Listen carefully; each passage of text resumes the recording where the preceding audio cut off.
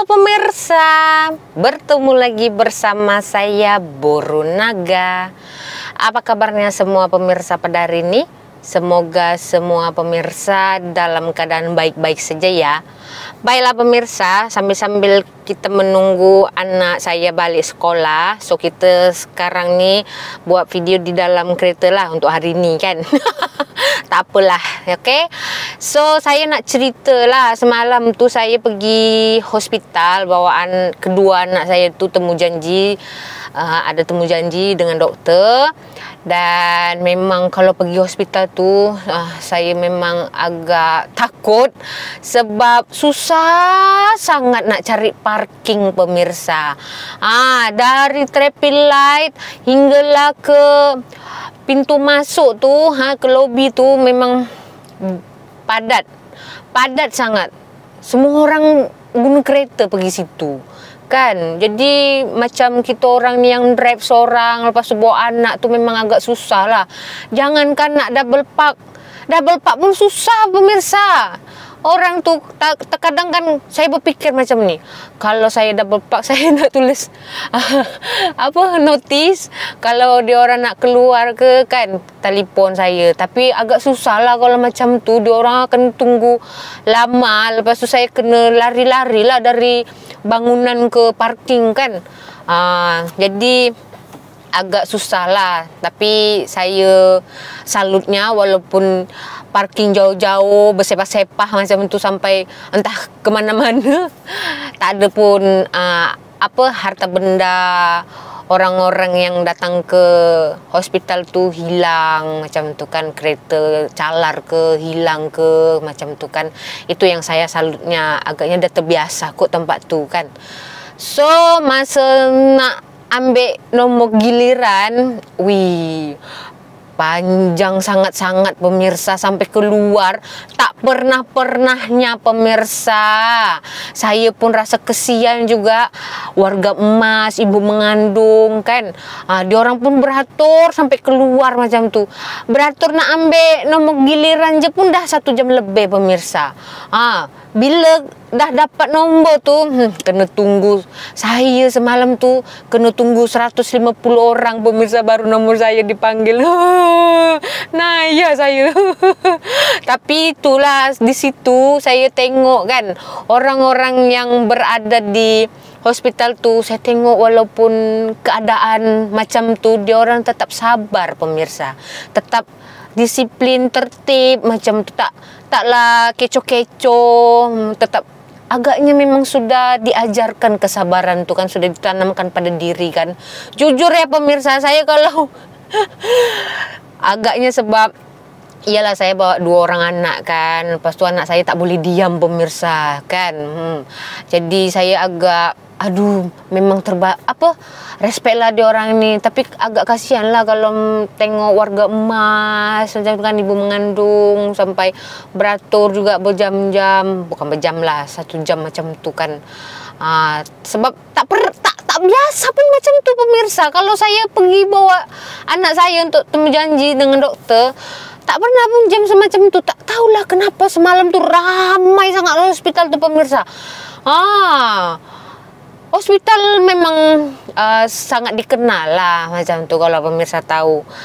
Jadi kan masa saya tengah tunggu nombor saya untuk dipanggil tu, saya duduklah di sebelah orang Indonesia, ya kan. Dia tu kerja cleaning service. Lepas tu kita sembang-sembang lah. Macam mana saya tahu dia orang Indonesia? Saya tengok paspor dia pemirsa. Macam itu. Jadi kita orang sembang-sembang lah. Saya tanyalah kerja mana, kerja sini, kerja situ. Lepas tu dia cakap kan, best ya kak di sini, dia bilang. Sebab walaupun ramai macam ini, orangnya tertib, tak ada bersepah-sepah, tetap memberi laluan kepada orang yang mementingkan begitu kan, lebih berkepentingan begitu. Dia orang tetap sabar pemirsa kan. So masa saya dah jumpa dengan doktor kan, ambil masa dari saya pukul 9 tu sampai pukul 12 saya selesai lah di hospital tu. So saya turun, saya pergi lobby untuk husband saya pick up saya kan, sebab tak ada parking. So my husband memang kena tunggu di kereta pemirsa. Itu dia. Memang macam tu je. Saya pun tak kisahlah. Sebab kalau saya seorang datang kan, saya drive seorang-seorang pergi hospital tu, lagilah susah pemirsa. Sebab nak cari parking je pun belum tentu dapat pemirsa. 1 jam pun tak apa kita cari, janji dapat. Ini dah lah lama kita pusing-pusing, lepas tu tak ada pula parking. Semua orang guna kereta di situ pemirsa. Aduh, hai, ramai betul-betul pemirsa. Tapi walaupun macam tu ya, diorang tetap ikut peraturan lah, tak sembarangan parking. Ada kan tempat-tempat tertentu yang tak boleh parking, macam Seleko, macam tu kan, tu tak boleh kan. Diorang pun macam tu lah, pandai-pandai cari parking lah kan. So, masa saya tengah tunggu di lobi tu, nak tunggu suami saya datang ambil kami kan, pick up kami, saya tengah melihat-lihat suasana di luar tu lah. Saya tengok kan ada satu kereta and ada 3 orang bangsa Cina, ya kan. So yang seorang tu agaknya sakit, tak tahu sama ada bapak dia orang ke atau uncle dia orang ke, tak pastilah. Tapi dia orang bangsa Cina. So sebabkan uncle tu menggunakan wheelchair, agak susah lah, sebab 2 orang tu kena angkat uncle tu kan, angkat uncle tu untuk masukkan ke dalam kereta. Sebab wheelchair tak boleh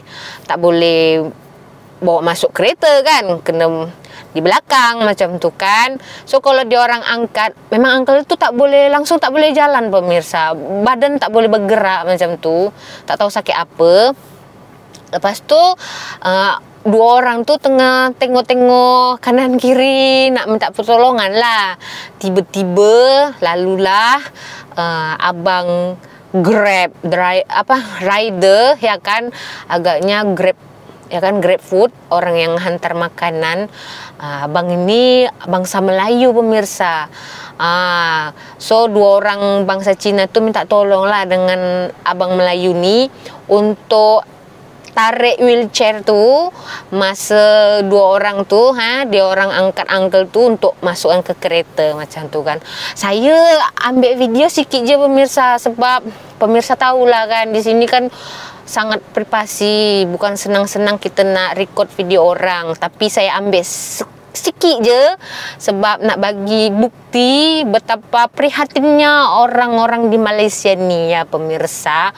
Walaupun berlainan bangsa, tak kisah dia bangsa apa, dia orang pasti punya sifat yang menolong pemirsa kan. Kalau kita perhatikan, pemirsa tahulah kan, kalau abang-abang rider ni, dia orang mesti kerja target, betul tak? Dia orang nak laju-laju, nak hantar makanan ke sana ke sini, ke sana ke sini macam tu kan.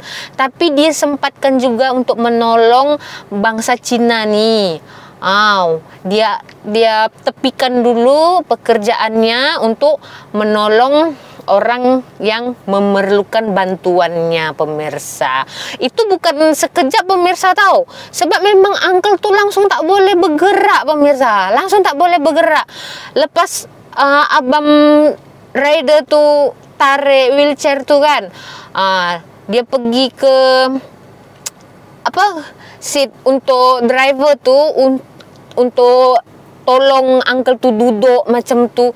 So masa tu saya tak berani record lama-lama lah, sebab orang lain dah tengok saya, rasa dia orang macam pelik lah kan. Sebab saya tahu di kawasan hospital tu bukan suka-suka kita nak record video kan.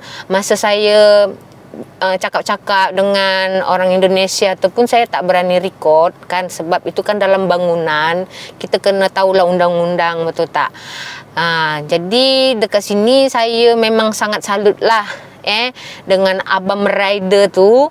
Walaupun dia di masa tengah kerja, tapi dia sempatkan untuk memberi bantuan, walaupun orang tu bukan sebangsa dia, tapi dia berfikir mereka adalah satu Malaysia. Wah, hebat Saya macam, wah, ini memang pemandangan. Saya rasa kalau di hospital tuh memang kita akan nampak sifat-sifat asli orang-orang di Malaysia nih pemirsa. Masa saya tunggu lift tuh kan, saya tengok ada 3 lelaki Melayu kan. So tak lama kemudian ada anti India dengan uncle macam tu, warga emas, dia orang datang. Lebih dulu ya kan, pemuda-pemuda ya, anak-anak muda yang Melayu ni lah yang tunggu kan. Tapi dia orang bagi laluan untuk uncle dan juga anti bangsa India ini untuk naik duluan ke lift pemirsa. Dia orang mengalah pemirsa. Saya tengok, wow, ini memang saya rasakan kalau datang hospital ini memang rasa macam kita akan tengok semua sifat-sifat naluri seorang tu, betul tak? Sebab apalagi semalam tu saya sembang-sembang sikit lah dengan makcik-makcik kan, makcik Melayu. Makcik tu cakap macam ni, kalau kita nak kalau kita nak insaf, kalau kita nak memikirkan kesusahan kita kena datang hospital, kita kena tengok, apalagi kalau di ward kanak-kanak macam tu. Sebab itulah semalam saya tanya dekat komuniti saya kan. Sebab kalau dekat situ kita akan tengok kecil-kecil lagi budak-budak tu dah menerima cobaan begitu. So memang kita akan rasa bersyukurlah dengan apa kita ada. Memang betul pemirsa kan. Terkadang saya berfikirkan beratnya lah yang saya hadapi ni kan. Tapi setelah saya tengok keadaan di dekat situ, ternyata ada lagi yang lebih mencabar ujian hidupnya begitu pemirsa. So saya memang respect sekali lah. Saya tak tahu Abang Raider tu nama dia siapa, tapi harap-harap kot-kot lah ada yang menonton ya kan, dan mestilah dia kenal dengan jaket yang dia pakai. Saya memang salut dengan Abang Raider ni. Dia berani ketepikan dulu pekerjaannya untuk memberi pertolongan pada orang yang memerlukan bantuannya. Itulah Malaysia. Begitu pemirsa, jangan nangis. Oke, jadi begitu saja ya pemirsa di video hari ini. Saya memang bukan nak cakap lebih-lebih, tapi memang hospital tuh sangat ramai pemirsa. Dari luar negara pun ramai datang situ pemirsa. Kalau pemirsa tahu, silakan jawab di kolom komentar. Kita berjumpa lagi di video selanjutnya. Saya Borunaga. Terima kasih. Bye-bye.